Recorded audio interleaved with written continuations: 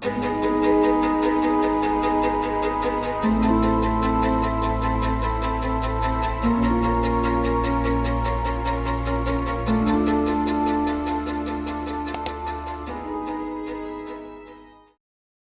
datang di channel Viral Story Indonesia.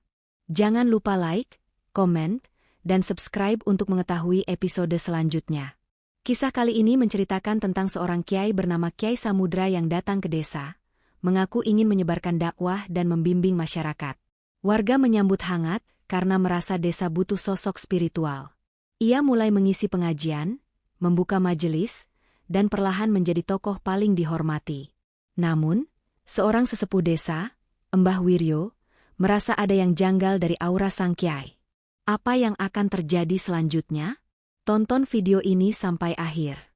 Desa Karangjati, sebuah desa kecil yang terletak di tengah hutan jati dan persawahan lebat, hidup dalam ketenangan yang jarang terusik zaman. Desa ini dijaga oleh sungai besar yang mengalir membelah tanah mereka, dikenal dengan nama Sungai Tapak Wulung.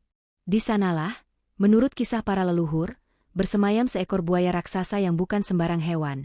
Ia dipercaya sebagai penjaga gaib desa, pelindung dari mara bahaya dan kekotoran hati manusia. Warga desa hidup dalam kesederhanaan. Bertani, beternak, dan beribadah adalah tiga poros hidup mereka. Meski jauh dari keramaian kota, mereka tak merasa kekurangan. Namun, satu hal yang selalu mereka rindukan adalah hadirnya seorang pembimbing rohani, seorang kiai atau ulama yang dapat membimbing mereka secara lebih teratur dalam urusan agama.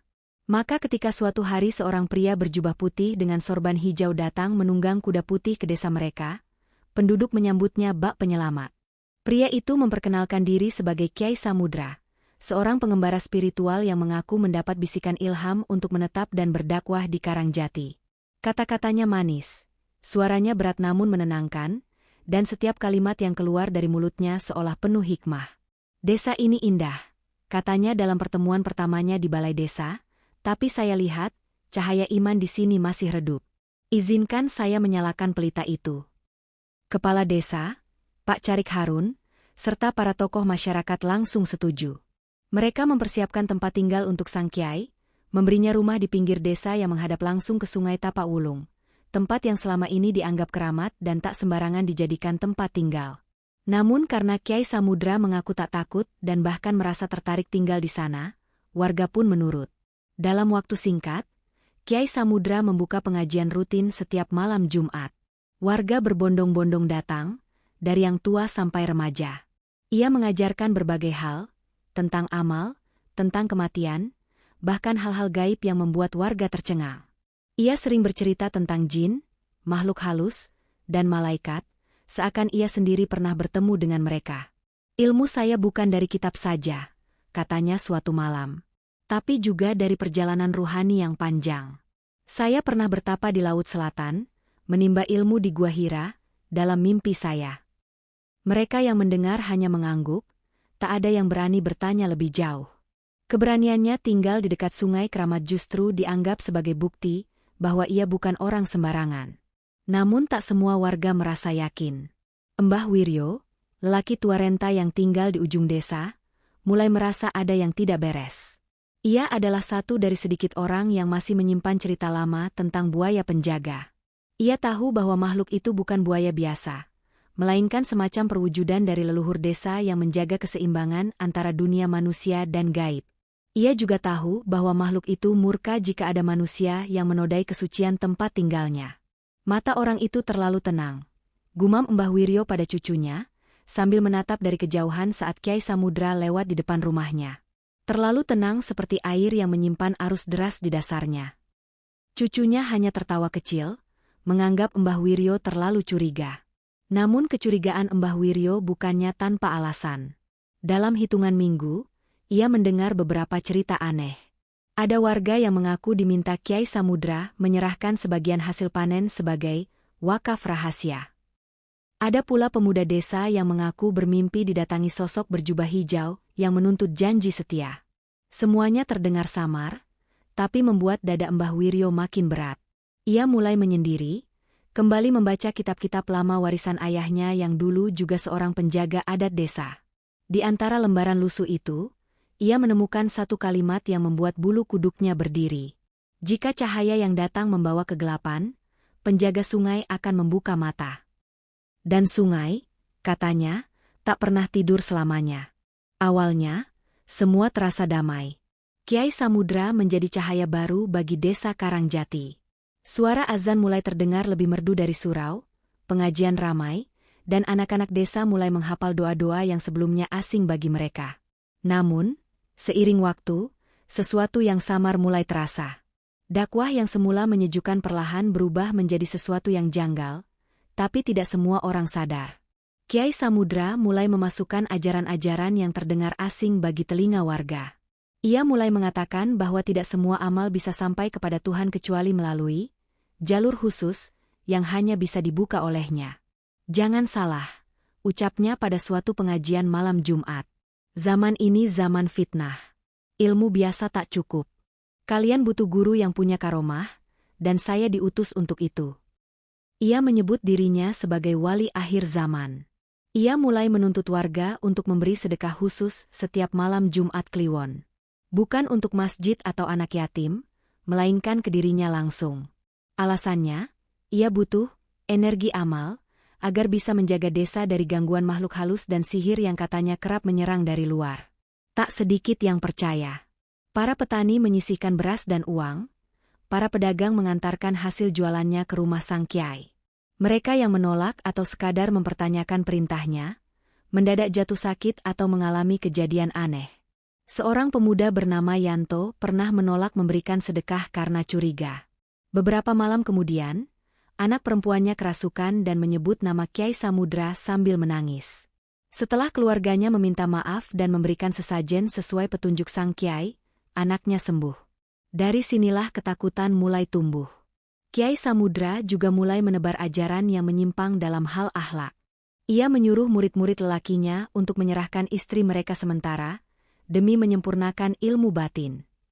Katanya, ini adalah bentuk ujian iman, dan istri yang bersedia akan mendapat ganjaran berlipat di akhirat. Anehnya, ada beberapa yang benar-benar percaya. Mereka yang awalnya hormat kini menjadi tunduk. Ia bukan lagi guru spiritual, tapi hampir seperti penguasa. Desa Karangjati berubah. Wajah-wajah yang dahulu ramah kini penuh kecemasan. Senyum-senyum warga mengandung ketakutan. Di balik rumah-rumah kayu, banyak yang mulai berbisik, apa ini benar ajaran Islam? Kenapa surau kini terasa dingin, bahkan ketika penuh manusia? Sementara itu, Kiai Samudra membangun ruang kecil di belakang rumahnya, mengklaim tempat itu sebagai ruang meditasi ruhani. Tak ada yang diizinkan masuk, kecuali murid terpilih. Namun dari kejauhan, kadang terdengar suara lolongan atau nyanyian dengan bahasa yang tak dimengerti. Beberapa warga mulai resah. Tapi ketakutan lebih besar dari keberanian mereka. Hingga akhirnya, satu demi satu anak-anak muda desa mulai datang diam-diam ke rumah Mbah Wiryo. Ini bukan dakwah, Bah, kata seorang pemuda bernama Adi, menunduk penuh rasa bersalah. Kami salah, tapi tak tahu harus bagaimana. Mbah Wiryo hanya mengangguk. Ia telah lama mencium bau kebusukan yang diselimuti wangi dupa. Ia tahu, kesesatan yang disebarkan Kiai Samudra bukan sembarangan. Ini bukan soal ajaran keliru, tapi bentuk manipulasi yang dalam. Ia menggunakan agama sebagai tameng untuk kepentingan gelap. Anak-anak, kata Mbah Wiryo pelan, ada kekuatan yang jauh lebih tua dari manusia, yang menjaga desa ini. Jika manusia tak bisa menegakkan kebenaran, maka penjaga yang akan turun tangan. Saat ia mengucapkan kalimat itu, hujan deras mengguyur desa Karangjati. Petir menyambar tak jauh dari sungai. Dan dari rumah Mbah Wiryo yang menghadap ke tapak wulung, tampak pusaran air perlahan muncul di permukaan. Buaya itu belum muncul, tapi ia sudah bangun. Di malam yang sama, Kiai Samudra berdiri di teras rumahnya, memandang ke arah sungai. Angin malam membawa bau lumpur dan daun busuk. Tapi wajahnya tidak gentar. Ia tersenyum tipis, seolah menantang. Sungai tua, kau bukan tandinganku, gumamnya. Aku datang bukan untuk tunduk. Apa yang ia tidak tahu, atau mungkin tahu tapi terlalu sombong untuk peduli, adalah satu hal, penjaga desa Karangjati tidak pernah berkompromi dengan kemunafikan. Sejak malam hujan besar itu, suasana desa Karangjati mulai berubah. Tidak lagi hanya perasaan tak enak di dada atau bisik-bisik di balik jendela. Kini, alam pun mulai menunjukkan gelagat aneh seolah merespons sesuatu yang jauh lebih besar dari sekadar kesesatan seorang manusia. Air sungai Tapak Wulung, yang selama ini jernih dan mengalir tenang, mulai berwarna kehitaman. Di pagi hari, permukaannya memantulkan kabut tipis seperti asap yang keluar dari tubuh air. Beberapa warga yang biasa mencuci atau mengambil air, mulai mengeluh kulit mereka gatal setelah menyentuhnya. Lalu, bau anyir pun datang, bau amis yang menusuk, seperti darah dan bangkai, muncul dari arah sungai tiap sore menjelang maghrib. Orang-orang mengira mungkin ada bangkai hewan yang hanyut. Namun, ketika Pak Darto dan dua pemuda mencoba menyusuri sungai untuk mencari sumbernya, mereka kembali pucat pasi. Mereka tak menjelaskan apa yang dilihat, hanya menggeleng saat ditanya. Setelah itu, mereka tak pernah lagi mendekati tepian sungai. Ternak warga juga mulai gelisah. Sapi-sapi mengamuk tengah malam, ayam-ayam bertelur dengan darah, dan kambing-kambing ditemukan tewas dengan leher terpelintir aneh. Semua kejadian itu selalu mengarah ke satu tempat, Sungai Tapak Wulung. Warga mulai takut. Tapi anehnya, Kyai Samudra tidak tampak khawatir. Ia justru semakin sering berdiri di tepian sungai menjelang senja, dengan mata terpejam dan tangan terbuka, seolah sedang berkomunikasi dengan sesuatu yang tak terlihat. Ketika warga bertanya, ia menjawab dengan tenang, sungai sedang membersihkan dirinya sendiri. Ini pertanda zaman baru akan datang. Tak perlu takut. Namun, Mbah Wiryo tahu ini bukan zaman baru. Ini peringatan. Ia kembali membuka kitab-kitab tua, menyusuri naskah-naskah kuno yang diwariskan turun-temurun oleh leluhur penjaga desa. Dalam satu manuskrip yang sudah rapuh, tertulis peringatan dalam aksara Jawa kuno. Sapa kang ngapusi nganggo asma pangeran, bakal dadi daharan kang dijupuk saka banyu peteng. Barang siapa menipu dengan membawa nama Tuhan, maka akan menjadi santapan yang diambil dari air yang gelap. Mbah Wiryo membaca itu dengan gemetar. Ia tahu waktunya sudah dekat. Lalu malam Jumat Wage datang. Hari itu, langit Karangjati mendung sejak pagi. Angin dingin bertiup dari arah hutan, membawa suara-suara aneh seperti bisikan, tapi tak ada satupun yang bisa dipahami. Anak-anak menangis tanpa sebab, dan beberapa orang mengaku melihat bayangan besar menyusur di bawah air sungai. Seperti tubuh panjang dengan sisik mengilat sesaat sebelum hilang ke kedalaman. Mbah Wiryo mengumpulkan beberapa warga muda yang masih berani. Kalian tak bisa melawan makhluk itu. Tapi kalian bisa menolak ikut dalam kesesatan ini. Kita harus bersiap. Jangan keluar rumah malam ini. Jangan dekati sungai. Sementara itu, Kyai Samudra justru menyebar undangan kepada para muridnya. Malam itu ia akan melakukan ritual pemurnian jiwa di tepi sungai Tapak Wulung. Katanya, semua yang hadir akan disucikan, dibuka mata batinnya, dan diberi berkah. Beberapa murid yang sudah terlalu tunduk menuruti tanpa banyak tanya. Mereka datang membawa dupa, minyak wangi, dan sesajen seperti yang diperintahkan. Di bawah pohon beringin besar dekat sungai, Kyai Samudra berdiri dengan pakaian jubah yang lebih mencolok, hitam bersulam emas, dengan ikat pinggang merah darah. Matanya tajam, seperti tidak sepenuhnya manusia. Tepat saat ia memulai doa-doa dalam bahasa yang bahkan para santri tak mengerti, langit menggelegar. Petir menyambar sisi sungai, membuat tanah berguncang. Lalu, dari air yang berwarna hitam pekat, muncul gelembung besar. Sungai itu bergetar. Dan muncullah sesosok makhluk dari dalamnya. Buaya raksasa, panjang tubuhnya nyaris sebesar perahu, matanya merah menyala, punggungnya ditumbuhi lumut tua, dan sisiknya memantulkan cahaya aneh. Ia tidak hanya besar, tapi membawa aura tua, kuno, dan penuh dendam. Orang-orang yang melihatnya berteriak dan lari terbirit-birit. Tapi Kyai Samudra tetap berdiri tegak, bahkan tersenyum. Datang juga kau akhirnya, katanya. Ia mengangkat tangannya dan melantunkan mantra, mencoba mengendalikan makhluk itu.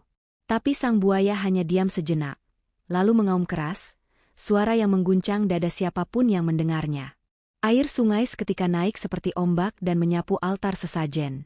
Dan saat itu juga, tubuh Kyai Samudra terseret oleh kekuatan tak kasat mata, ditarik menuju sungai. Ia mencoba melawan, menggenggam akar pohon, berteriak memanggil murid-muridnya, tapi tak ada yang berani mendekat. Buaya itu membuka mulutnya yang besar. Dan dengan satu gerakan cepat, menelan Kyai Samudra hidup-hidup. Sungai kembali tenang. Petir berhenti. Langit perlahan cerah. Tinggallah kesunyian dan sungai yang mengalir seperti biasa, seolah tak pernah terjadi apa-apa. Desa Karangjati tak lagi sama setelah malam itu. Meski tubuh Kyai Samudra tak pernah ditemukan, semua orang tahu apa yang telah terjadi. Buaya raksasa itu bukan sekadar dongeng leluhur. Ia nyata, dan ia marah. Tapi anehnya, bukan ketakutan yang menyelimuti warga setelah peristiwa itu, melainkan kelegaan. Hari-hari berikutnya, suasana desa terasa lebih ringan. Sungai Tapak Wulung kembali jernih, bahkan lebih bening dari sebelumnya. Kabut yang dulu mengambang tiap pagi kini lenyap. Suara-suara aneh tak lagi terdengar. Hewan-hewan ternak kembali tenang, dan langit tak lagi murung. Namun, di balik ketenangan itu, masih ada satu malam yang belum dilewati. Malam purnama bulan Sura. Malam yang menurut kepercayaan Jawa adalah malam paling tipis tabir antara dunia manusia dan dunia gaib. Mbah Wiryo tahu, meski Kyai Samudra sudah lenyap, jejak energi gelap yang ia tinggalkan belum sepenuhnya hilang. Terutama dari ruangan rahasia di belakang rumahnya.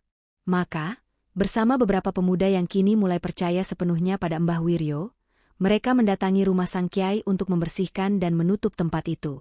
Saat pintu dibuka, bau busuk menyergap keluar seperti napas dari liang kubur.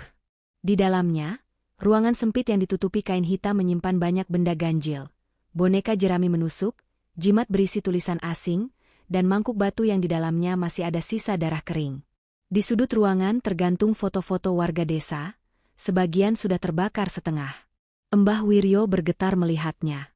Ilmu ini bukan dari langit, ucapnya lirih. Ini dari dasar tanah. Dari tempat yang tak seharusnya disentuh manusia. Mereka membakar semua benda itu dan menguburkan abunya di kaki bukit, sesuai tata cara lama. Tapi malam itu juga, langit mulai menunjukkan tanda-tanda tidak biasa. Menjelang maghrib, langit timur berubah merah darah. Awan menggumpal seperti amarah yang mengendap. Tak lama, angin kencang datang tanpa suara, dingin dan membawa bau tanah basah yang menyengat. Suara gamelan yang tak terlihat sumbernya terdengar samar dari kejauhan, seperti dari balik kabut. Warga yang peka mulai merasa tidak nyaman. Mereka mengunci pintu lebih awal, menutup jendela, dan bersembunyi di balik tirai dengan doa yang dipeluk erat di mulut. Lalu datanglah malam purnama. Bulan menggantung sempurna di langit, bundar dan pucat. Namun cahayanya tidak menyinari desa dengan lembut. Justru seperti mata besar yang mengintai dari kejauhan. Dan pada detik-detik pertama tengah malam, hujan turun, bukan air, tapi seperti tetesan merah pekat yang jatuh perlahan, satu persatu. Warga panik. Sebagian mencoba menampungnya, tapi yang jatuh ke tangan menimbulkan perih seperti terbakar. Anak-anak menangis. Anjing-anjing desa melolong panjang. Dan dari arah sungai, suara gemuruh terdengar lagi, seperti tubuh besar yang kembali muncul dari dasar. Tapi kali ini bukan Kyai Samudra yang dipanggil. Bukan pula ritual pemurnian. Ini adalah pembersihan. Mbah Wiryo bersimpu di depan rumah, menyalakan dupa tua dan mulai membaca doa-doa warisan leluhur. Ia tahu apa yang sedang terjadi. Buaya penjaga tidak hanya menjaga dari kejahatan luar, tapi juga membersihkan sisa kegelapan dalam. Desa telah ternoda terlalu dalam, dan hanya darah yang bisa menyucikannya kembali. Beberapa warga kesurupan malam itu. Mereka menari, menjerit, menyebut nama-nama roh tua dan leluhur yang tak pernah diajarkan Kyai Samudra. Dari mulut mereka keluar tanah basah, bulu ayam, bahkan jarum. Satu persatu, mereka pingsan setelah roh yang menumpangi tubuh mereka pergi. Di tengah kekacauan itu, seorang wanita muda, Busari, istri salah satu murid Kyai Samudra, berteriak keras lalu diam. Ia mematung dan menunjuk ke arah sungai. Dari kejauhan, terlihat cahaya kehijauan muncul dari air. Lalu perlahan, sesosok tubuh muncul ke permukaan. Bukan buaya, tapi bayangan manusia dengan jubah robek dan wajah yang tak lagi utuh. Kyai Samudra. Namun kini tubuhnya tak seperti manusia hidup. Kulitnya pucat kehijauan, matanya kosong, dan dari mulutnya mengalir lumpur pekat.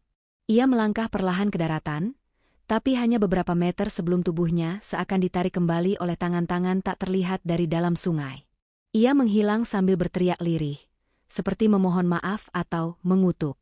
Dan malam itu, dengan satu kilat petir terakhir, hujan merah berhenti. Bulan purnama tertutup awan. Desa Karangjati menjadi hening. Semua orang tahu, malam itu bukan hanya tentang amarah sang penjaga, tapi tentang bagaimana alam menolak kepalsuan yang dibungkus kesucian. Tentang bagaimana setiap kesalahan yang diselimuti jubah kebaikan, pada akhirnya akan ditelanjangi oleh kebenaran yang lebih tua dari manusia. Pagi setelah malam purnama itu, langit Karangjati bersih seolah tak pernah terjadi apa-apa. Matahari terbit dengan lembut, sinarnya menyusup di antara daun-daun pisang dan bambu yang basah. Tanah masih lembab, tapi bau amis darah sudah lenyap. Tidak ada lagi suara lolongan anjing, tidak ada kabut aneh, tidak ada gemuruh dari sungai. Yang tersisa hanya sunyi, sunyi yang tidak menakutkan, tapi seperti keheningan setelah pertempuran besar. Warga mulai keluar dari rumah dengan hati-hati. Mereka saling menatap, masih bingung apakah semua yang terjadi hanya mimpi buruk bersama, atau kenyataan yang terlalu ganjil untuk diterima logika. Di rumah Busari, beberapa orang masih membantu merawatnya. Ia belum sepenuhnya sadar. Masih bicara pelan seperti sedang melantunkan mantra dalam bahasa asing. Tapi wajahnya tenang, tidak lagi takut. Mbah Wiryo berjalan pelan menyusuri pematang, tongkat tuanya menjejak tanah yang mulai mengering. Ia berhenti sejenak di tepi sungai Tapak Wulung. Airnya kini mengalir jernih, bening seperti kaca. Bahkan, beberapa ikan kecil terlihat berenang di permukaan, tanda alam mulai memulihkan diri. Ia duduk di bawah pohon randu yang besar, menghela napas panjang. "Selesai," bisiknya, "tapi jangan dilupakan." Beberapa pemuda datang menghampiri, termasuk Adi dan Darto. Mereka membawa niat yang sama, menata ulang kehidupan desa. "Bah," kata Adi, "kami ingin memperbaiki surau. Bukan hanya bangunannya, tapi juga isinya."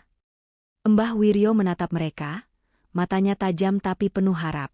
"Ingat, agama bukan hanya soal bacaan dan hafalan. Ini soal sikap, soal tanggung jawab. Jangan ulangi kesalahan yang lalu. Jangan buta karena jubah atau gelar." Mereka mengangguk mantap.